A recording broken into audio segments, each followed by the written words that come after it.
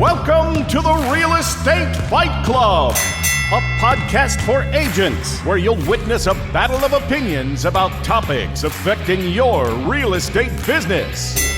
Now, always in your corner, here are your hosts, Jen Mertland and Monica Weekly.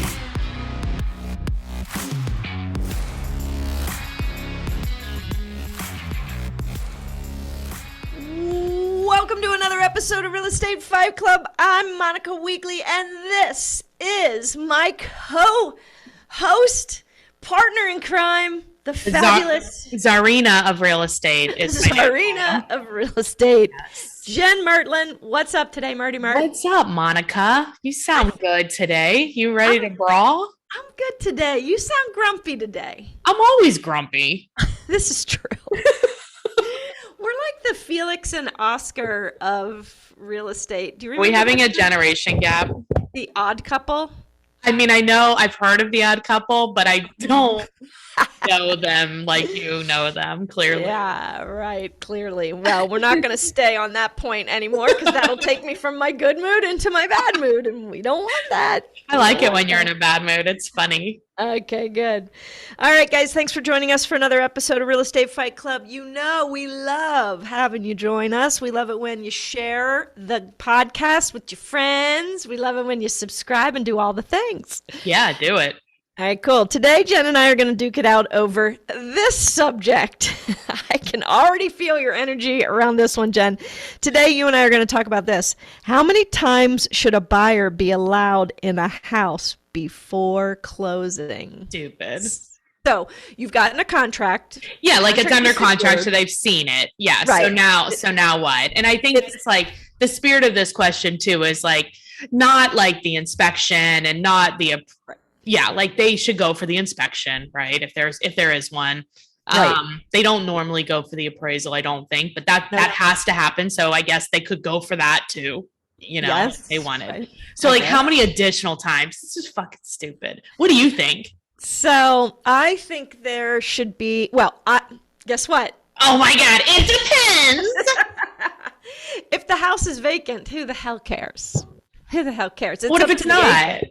Well, then that's why I'm saying it depends. So if it's not, I think they should be allowed in for at least one additional. Why can't they go during the inspection? I mean, they're there for the inspection, and you act like you live in some perfect vacuum world where like everything happens perfectly just as you would want it. And already there.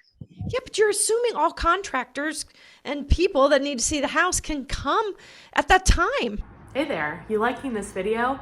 Go ahead and hit subscribe so you get all the latest videos. Okay, let's dial it down. Okay. I'm saying if it's like a contractor issue, that's different, right? Like if we're getting bids and we're doing stuff. I'm talking about like the buyer specifically. Here's what I hear more. The buyer wants to measure. Really? I cannot. So I've seen this. They get the tape measure out. They're there for hours. Like, you're like, what are you measuring? Can I see the drawing? Like, what exactly are you doing? Are you like, if it doesn't fit, are you changing furniture? Like, I really just don't think that's that helpful. They're not doing anything with it. They think they are, but they're not. Listen, I think you've forgotten that this is a house. This is a giant purchase for a lot of people. This isn't a vacuum. So why are they really there then? They're not there to really measure. They don't even know how to use a tape measure half the time. Well, they might need to meet a contractor over there that they're getting work done as that's soon as fine, but that's not what I'm talking about. I'm talking about all these other auxiliary times. Can I show my auntie? Can I show my parents? My best friend lives down the street, or my so-and-so's in town. They want to see it. No. Well, can they even just ask the question? They can ask. Well, then if the seller's okay with it, then the seller's okay with it. I mean, true, but I'm just saying, like, from my point of view, no. You just don't like to be bothered with having to go. I don't want to be bothered. That's this right. Is all about you. This is all about you.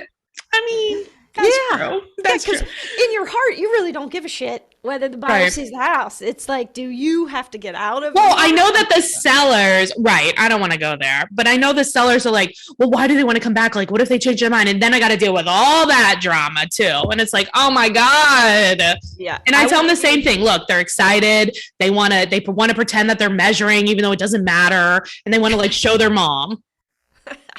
I will give you, nothing good comes out of many times over at the house. Like it is setting yourself up for a potential disaster. Agreed on that. I think it's all about agents setting expectations with the buyer as well. Hey, you're going to get in the house. You have 3 hours with this inspection. Think of anything and anybody you want to see the house prior. Yeah. Because sometimes just saying that, they're not thinking like that. Right. They're thinking like, this is the inspection and I go for the inspection. That's a good idea. And just saying like, hey, what other inspections do we need to do? Do we need to get bids? Right. What do we need to do here? You getting the carpets cleaned. You need somebody come measure because they're, I don't know, changing out your whatever. I don't know. Yeah. Like, think. And that's on us to help them plan ahead. Hey, I know your mom lives up in Columbus. You want to have her come down and spend the day with you while you get 3 hours in the house? Why don't you see? Oh, could I do that? Yeah, you could do that. Great. Because we're not getting back in before closing. We're never going back in until you own it. Yeah. I mean, how much time do real estate agents waste on measuring furniture? Well, because they didn't set the expexptation. And so if you don't do that, I feel like we're agreeing on this. It's on you. Are we agreeing? I'm a little softer on it. I mean, I think there's times that it warrants it because this is a big freaking deal. And we as agents forget that because you do 50 or 60 deals a year and it's not that big of a deal for us. Do you think that, so I think we can agree that like, if there's a way for it all to happen at once, like all the contractors, that would be great. Obviously, that doesn't always happen. Contractors, I think that we agreed that that's a different story. Now, a note on the contractors though, like I don't think like the seller's not going to be excited to let them in 1,000 different contractors in either. You know what I mean? Like, let's be reasonable here, right? But what the buyer thinks is reasonable, what the seller thinks is reasonable is drastically different. Often very different. In fact, one of the biggest nightmares I've ever had is to have the buyer came over with a contractor and they basically just tore this house apart. Like, and the seller is hearing this and it's just, that's not what the seller wants to hear. So you have to be careful about it. Right. You have to I wonder what, like, is there anything that we could do to kind of like mitigate this, right? Because the buyer, and we'll just say like a typical buyer where it's a big purchase, they're super excited, they want everybody to see it, all that stuff. Like, is there a way to like kind of create a win-win situation between the buyer and the seller that we just aren't doing on a regular basis that maybe we could be? Well, I think obviously setting expectations. Hey, you have 3 hours in the house. This is probably going to be your only time. Do you think you're going to need anything out above and beyond this? Or can we organize everybody here now? Yeah. And if people are important, like you said, hey, I know so-and-so lives in a different city, like they should I think at some point they need to be part of the process before you make the decision, right? Oh, very true. Yeah. We don't want mom and dad coming in and blowing it up because that happens. Or the kids. I've had the kids blow it up. I'm like, what? These are adult children. Why are they blowing up your deal? Like, are they financially participating in this decision? Anyway, okay. Well, I also think being real with your buyer and saying, look, there's nothing in this contract that allows you to get in until your walkthrough close to the time. Mm-hmm. You're allowed to do that. So anything that you need from them would be a favor. Mm-hmm. And so we want to work with their schedule and we can ask and they can say, no, are you cool with that? Yeah, I understand that. And just because they say no doesn't mean they're hiding anything. It just means they don't want you in the freaking house. You've already been there. Yeah. Their life has turned completely upside down too. Yeah. Yeah. I think we just have to remember that human factor of it. But this all falls on us. We don't communicate. We say yes to everything. Who's we? We don't include me. Freaking agents. In general. I need a break from you. How many times have you like hit yourself in the head with your palm like, God, why didn't I say that out loud ahead of time? God, why didn't I set that expectation? Like it's on us. Mine is more like over promising, like, I better do that. Let's see. Because I got excited and said, oh yeah, that's a great idea. And then I'm like, that's a bad idea. Yeah. Or like, I don't really want to do that. Yeah. I think we do have some common ground here. I think I fall on the side of, I think sellers should be a little understanding that this is really freaking exciting, and it helps to be able for buyers to be able to be proactive on some stuff and get in ahead. Yeah, but I just don't agree. I think that is like the theoretics that they are being proactive. I don't really think that they are. I think they're just happy and excited. Yeah, they're just being little jumping beans. Well, go jump in your own house. Okay. Let's take a break. I think so. Let's do it. All right, let's check out our favorite partners, and when we return, we will have the final punches. You know, we have the best partners. We really do. I mean, anyone that's sponsoring this podcast, guys, can help you. Yes, they will help you. Yeah. Hi, guys. Monica Weekly here. You know how you're supposed to post about real estate every single day on Facebook? Yes, you do. And the reason is, if we don't remind our Facebook friends what we do for a living and how we help people, they will forget about it. We know it's our job to inform, educate, and demonstrate what we do for a living. Well, I'm coaching agents all around the country, and they understand that, but they're not doing it. And I ask them, why aren't you doing it? Probably just like you. And they said, Monica, we don't know what to post. Can we just borrow your stuff? Because I love creating Facebook posts. And these can often be used over on Instagram as well. So I said yes, and people were borrowing my stuff. So I created finally a product that you can sign up for free. It is free, guys. There is no reason for you not to sign up for this. It's ghostposter.com, GHOSTPOSTR, no E in there, just TR.com. And what you're going to get is you're going to get a Facebook posting idea to your email every single day. So not only do you have this great idea, but you've been reminded, oh yeah, I need to post. And that's Monday through Friday. And if you don't love the post or you think, gosh, I'd like something else, well, you're also going to get access to a library of over 600 different posts for you to choose from by category. You're going to love it. Go sign up, ghostposter.com. Don't waste a minute. And then be sure to join the private Facebook group. All right, I'll see you in there. Welcome back. Let's get back to the battle inside the ring and close out with a final round. Jen, do you have anything additional that's on your mind about this idea of buyers getting back into the house? My answer is 0. 0 times. Well, I mean, they have the inspection, they have an appraisal. That's 2 times. Beyond that, my answer is 0.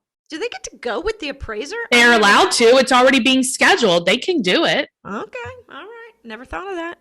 There you go. Boom. Now, what if, like many houses right now, what if there is no inspection? They waive appraisal. Inspection. What if there's no appraisal? Then they're probably, if there's no inspection and there's no appraisal, they're probably a cash buyer, and then they already know. They walked in, right. They already knew how much it was going to cost to renovate it, and they walked out. It's a business decision. Yeah. Right, for sure. So they already know. And if you are, if you have a client that's considering waiving all of that stuff and they are not like a savvy investor, then I would try to spend a little longer in the house or do it like back to back showings before putting in your offer. But once your offer is there and it's accepted and you've released all contingencies, then you're done. So here's the message.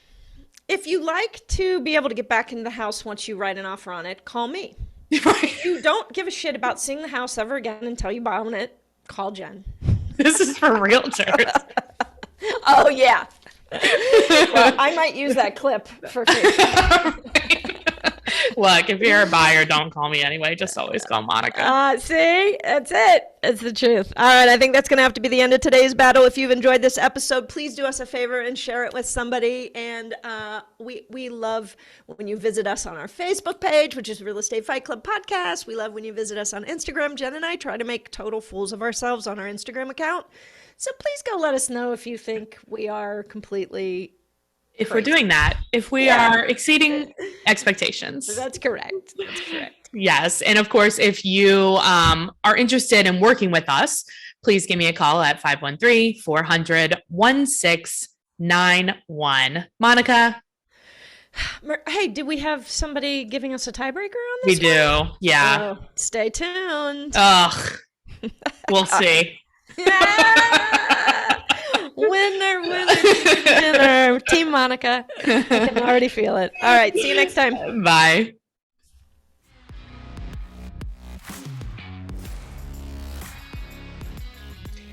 All right, I am here with our tiebreaker today, all the way from Western New York via Zoom, Colette Sikorski. Hey, Colette. Hi, how are you? Great. How are you doing today? I'm good. Thanks for having me. Yeah, I'm glad you could be on. So, what are your thoughts on how many times the buyer should be allowed back into the house once they have an accepted contract? Okay, so in a normal market, which What we're is not having, normal anymore? we're not having a normal market. I mean, we're seeing houses sell with no home inspections right now. So really, if we hold the house open, that allows the buyer to come in and spend time in the house, walk around prior to the contract. Once the contract is solidified, we then only allow them to come back in for a home inspection or a final walkthrough. You know, sometimes and a walkthrough. Well, because sometimes they're not doing the home inspection. Right. So if they don't do the home inspection, they're not coming back in until their final walkthrough for closing. That is exactly how it should be. But but Colette, they've got to measure and they have to show their auntie, and they forgot what whatever looked like. What do you say to them? Well, we have multiple pictures online. We do. Look at the pictures.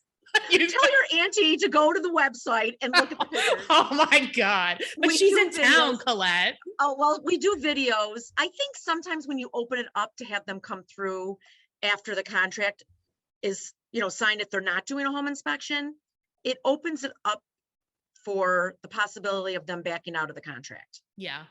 They feel like maybe they overpaid for the house, or the living room's smaller than they thought it was. Once they get through it, it is what it is. And they basically have to live with it. But if they do a home inspection, we tell the buyer's agent, this is the time to bring in your measuring tape. Right.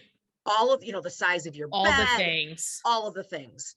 And that is the time to do it. So if it's a couple, we say have one person walk with the home inspector, the other one do everything else. Right. Now, during COVID, the only person that was allowed in was the home inspector. Oh, wow.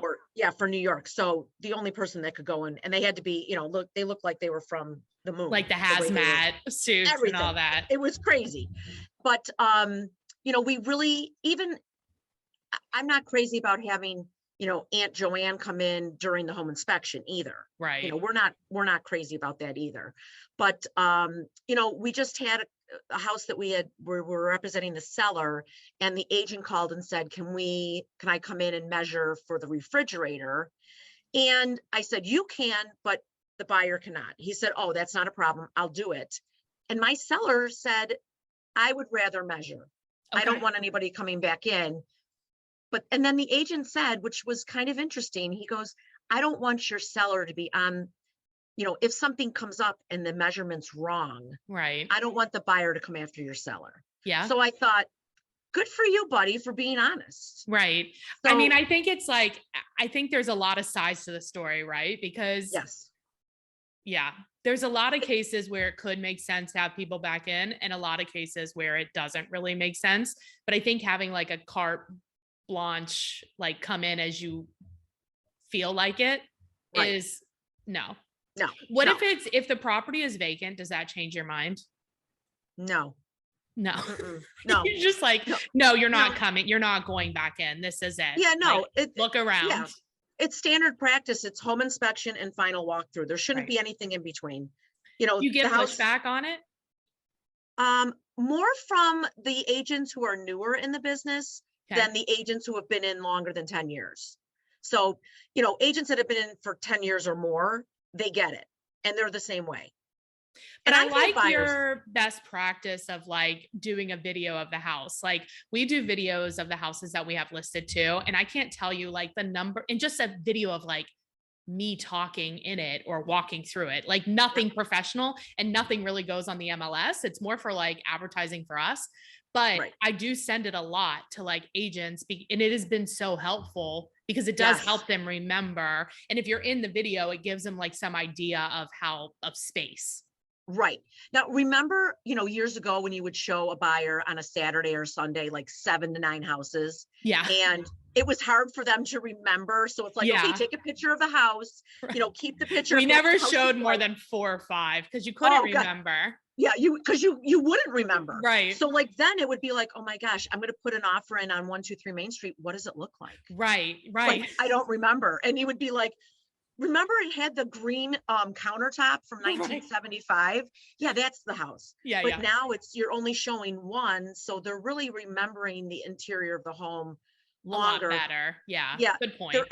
There are some agents who only allow 15 minutes in for a showing. Which makes it really hard to do everything you need to do, Right. We like to do a half an hour, and some agents they'll do 2 showings back to back. Which is a good tip. Great Yeah. idea. And sometimes they even bring in a home inspector. So to do a quick home inspection of looking at the roof, looking at the furnace, the hot water tank, the big things. The basic stuff. Yeah. I'm okay with. If they're going to waive their home inspection and they want a protection, Yeah, that block makes out sense. an hour. Right. I don't care. I think like to your point is like, there's no reason to have extraneous times of going in the property. Figure out what your buyer will want to look at and kind of say, what are the commonly asked questions? And let's like condense it and make it more efficient. It makes it more efficient for them as well. Correct. Yeah. Yeah. I mean, if you know what your clients' hot buttons are and what they need, those are the houses you're going to be showing to them. Right. You're not going to be showing them, a house with 3 bedrooms when they need 4 bedrooms. Right. Especially in this market. It's just a waste of time. It's not worth it. No, Because that they're makes gonna go a in and lot say, of sense. they're just going to go in and say, I really want a 4 bedroom, not a 3 bedroom. Well, you just wasted time, my time, but you also wasted a possible showing for somebody Exactly. who really wants Right. to be in that house. No, So, exactly. I agree. Well, I'm glad you're Team Mertland. Yay. Thank Yay. you. You're welcome. And if people have a referral for you in Buffalo or Western New York, what is the best way to get a hold of you? The best way is my cell phone. It's 716-480-6004. You can text or call me. Either Okay. way.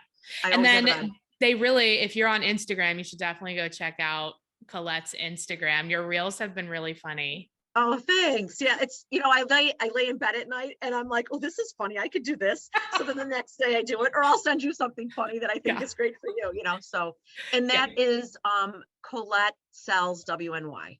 Perfect. All right. Well, thanks for being on, Colette. I really Thank you so appreciate it. much. Okay. Have Bye. a great day. You Bye. too.